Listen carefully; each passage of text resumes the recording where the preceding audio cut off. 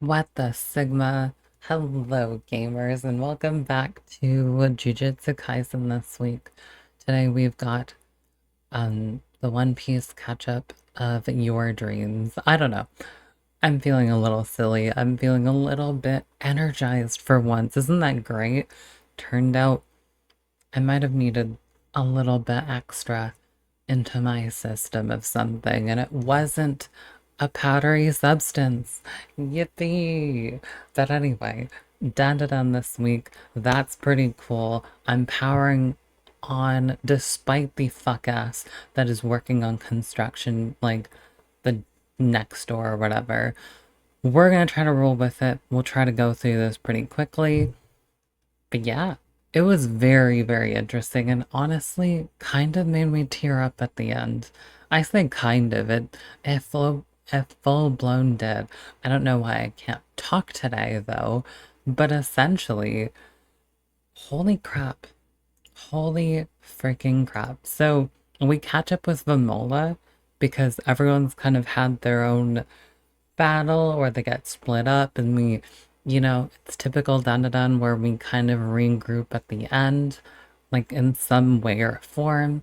And we see that with Vamola.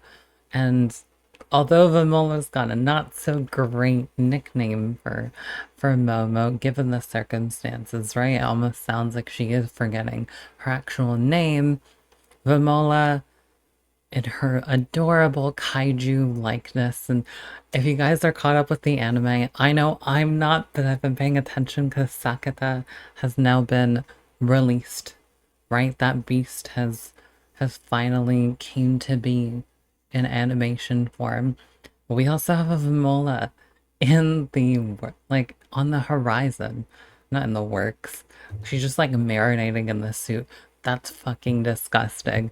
But essentially, we've got a Vamola on the way, so it's kind of nice to see a bit of that shown in the manga, where she gets a little bit time to shine, even if we can't see her adorable likeness. Although she kind of makes the kaiju outfit kind of adorable now, so there's a bit of that going on, but we finally catch up with all of them, and this just breaks my heart.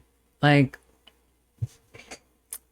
Momo, I feel like Momo and Seiko's relationship, and I think this is like really important, is that this manga kind of carries on in some realistic ways of how relationships can be developed over time and we don't necessarily need to see them on screen.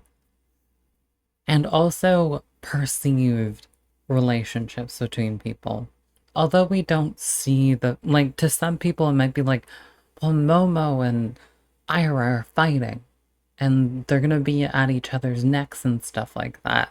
We've seen in the past where they do get along in their own quirky, like, high school girl ways. You know, it's easy to forget how horrible of a start they had. I mean, Ira treated her horribly, and yet we see situations where she's stepping up, where Momo's stepping up for the group, and everyone's having a great time.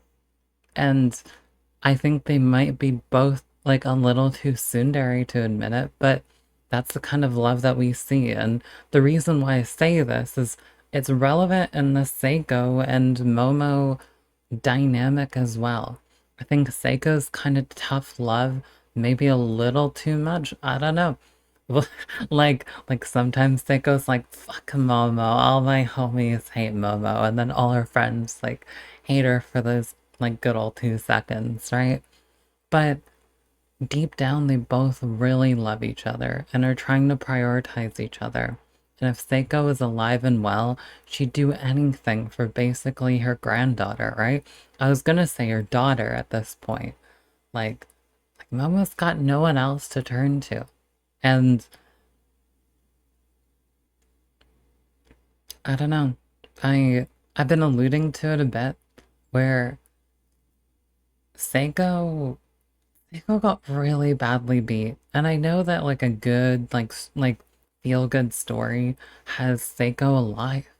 But I genuinely wonder if like this is a another hardship that she unfortunately has to go through, and I really hope not.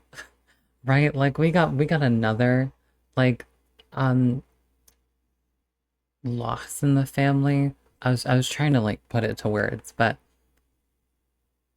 Jesus Christ. Like she's already small. Seiko's losing basically her own parent. Seiko? Momo. Momo's already like irreversibly small at this stage if she's just going to throw that out of the pram. Now, I do think that other people are probably trying to chase it down in the meantime, or there might be some convenient alternative. But it is adorable and very heart-wrenching to see Momo in this situation in the first place, and of course she's gonna put Seiko above her. Seiko's all she has, like, all she's had basically up until this point. She's believed in her in her own way, and here we are.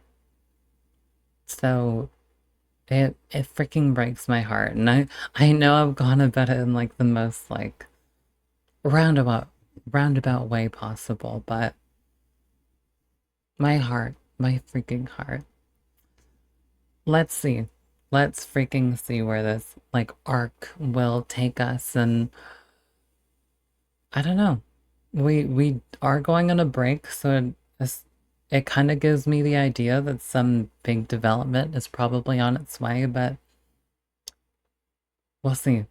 I mean, at the same time as freaking Chainsaw Man, which is just great, isn't it? Well, I say that. Like, there's gonna be no Chainsaw Man chapter today, obviously, but I don't know. It's convenient anyway. I don't remember if we've had a week where they go and break at the same freaking time and I have nothing to upload. If any of you guys want to track that down and let me know, you can, but whatever. I My heart goes out to Seiko and her family at this moment in time. I'm actually going to bring this up at the very end and add this in. I hardly cover the fighting parts. I'm sorry, but I look back at the manga chapter and I'm like, fuck. Yeah, it's a big fuck-ass monster. Okay, I acknowledged it, alright? Okay, bye. Sorry. It wasn't that interesting to me, okay? Okay? It's another hardship. It's another beat 'em up, okay? Okay.